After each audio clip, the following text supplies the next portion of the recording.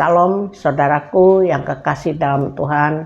Pada pagi hari ini kita akan mempelajari firman Tuhan mengenai dibaharui dalam roh dan pikiran.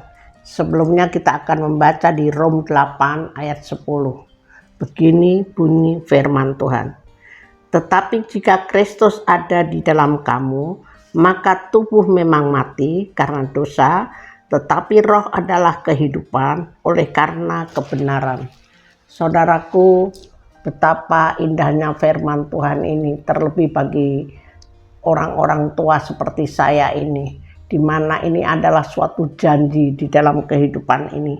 Dikatakan apabila Kristus ada di dalam hidup kita itu ada kekuatan yang luar biasa, yang biarpun daging ini rasanya banyak hal yang harus mati, karena kekuatan Kristus, karena kebenaran-kebenaran itu ada di dalam hidup ini. Saudaraku, di mana kematian ada kemungkinan kita ini fisik mulai sakit-sakitan atau ekonomi juga rusak, kehidupan masalah-masalah yang terlalu berat, itu sebetulnya suatu kematian juga. Bukan kematian daging kita, tetapi kematian ekonomi, kematian kehidupan, kematian seolah-olah masa depan kita itu mati. Tetapi janji Tuhan dikatakan, apabila Kristus ada di dalam hidup kita, dan kita mendalami tentang kebenaran-kebenaran Kristus, maka kehidupan itu akan ada. Ini suatu hal yang luar biasa bagi anak-anak Tuhan apabila mempercayai firman Tuhan bahwa kehidupan akan dibaharui, yaitu melalui pikiran, melalui roh kita. Ini janji Tuhan di dalam hidup.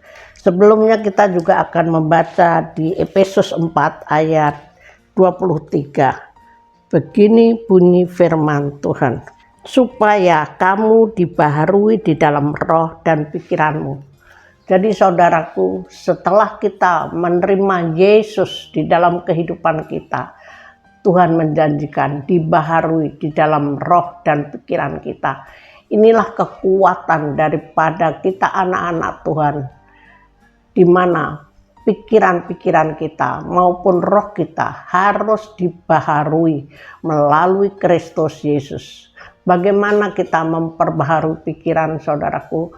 Pikiran ini hanya dibaharui melalui kuasa firman Tuhan, yaitu kita sering membaca Alkitab, sering mendalami firman Tuhan, sehingga kita mengerti akan janji-janji Tuhan di dalam kehidupan kita. Sebetulnya sangat sederhana di dalam kehidupan ini. Apabila kita senantiasa mengingat firman Tuhan, apakah janji Kristus, apakah janji Allah itu kepada kita, dan kita senantiasa ingat-ingat di dalam pikiran kita, maka kekuatan-kekuatan Allah dan janji-janji Allah itu digenapinya. Contohnya saudaraku, kalau Tuhan bilang bahwa di dalam namaku ada kuasa, itu suatu janji juga. Salah satu janji daripada firman Tuhan, di dalam namaku ada kuasa. Sehingga kita ini anak-anak Tuhan harus tahu bagaimana memakai nama Tuhan itu di dalam hari-hari kita. Karena tiap-tiap hari pasti ada suatu tantangan besar, ada masalah besar, ada masalah yang selalu menghadang kehidupan kita.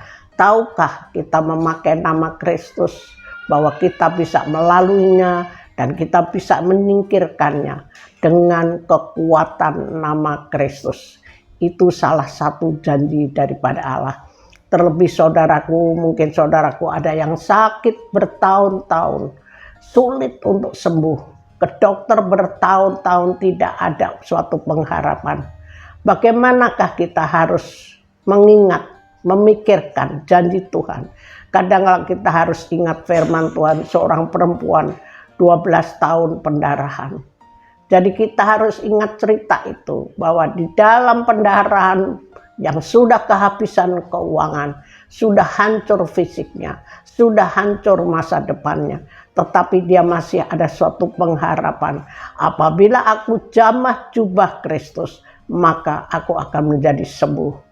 Begitulah saudaraku, bagaimana cara berpikir kita mengingat-ingat akan firman Tuhan, bahwa apa yang dikatakan di dalam Alkitab kita senantiasa ingat dan melakukannya, bahwa apabila kita menjamah jubah Kristus maka kita akan menjadi sehat.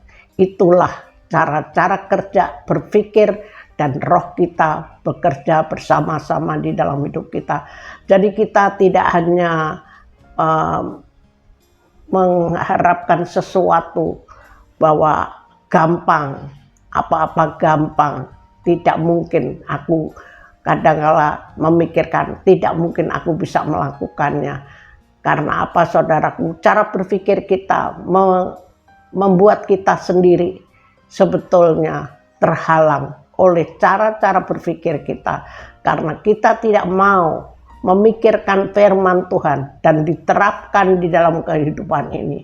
Saudaraku yang kekasih, apabila kita punya masalah yang sangat besar dan pelik, apabila kita ingat firman Tuhan, cerita-cerita di firman Tuhan, seperti cerita betapa hamba Tuhan, yaitu dia mendapatkan masalah yang besar, semua hartanya habis, semua kekayaannya habis, anaknya mati, dan istrinya sendiri dibilang ke suaminya supaya menghujat Tuhan, tetapi dia tetap berpegang teguh di dalam hidup kita.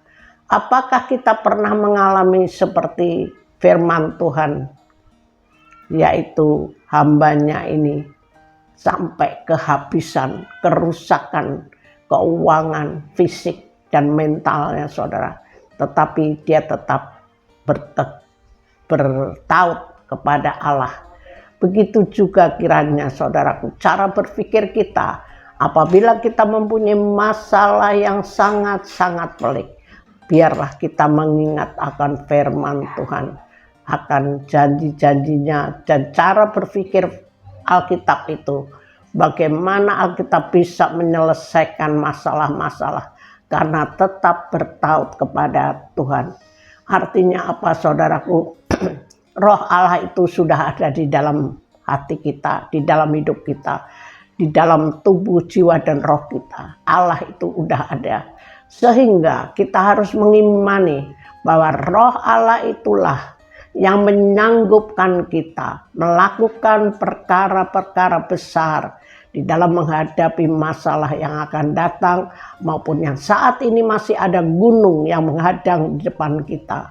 Tetapi ternyata roh Allah yang membuat kemampuan, yang membuat luar biasa di dalam hidup kita. Karena Tuhan dikatakan, biarlah engkau dibaharui di dalam roh dan pikiranmu. Jadi roh dan pikiran ini saudaraku selalu dibaharui di dalam Allah sendiri.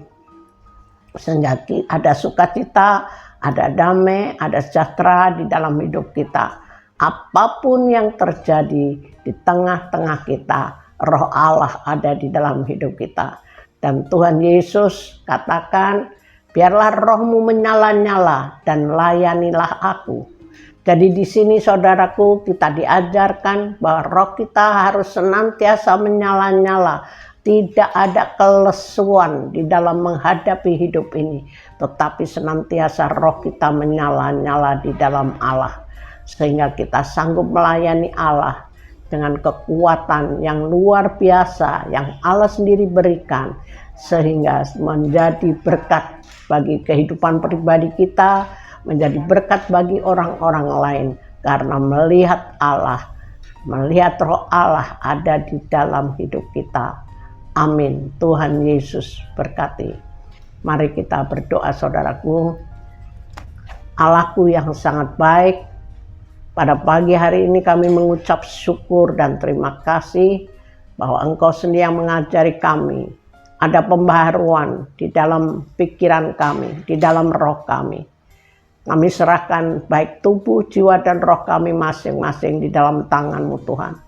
Perbaharui kami, renovasi, sehingga segala kesalahan-kesalahan, segala hal-hal yang tidak berguna dari pikiran kami yang memikirkan hal-hal yang tidak layak keluar dalam nama Yesus, dan ada suatu pikiran baru di dalam Kristus, dan Roh Allah yang ada di dalam kami makin menyala-nyala, dan kami mempunyai kerinduan melayani Engkau senantiasa dengan kesetiaan yang datang daripadamu.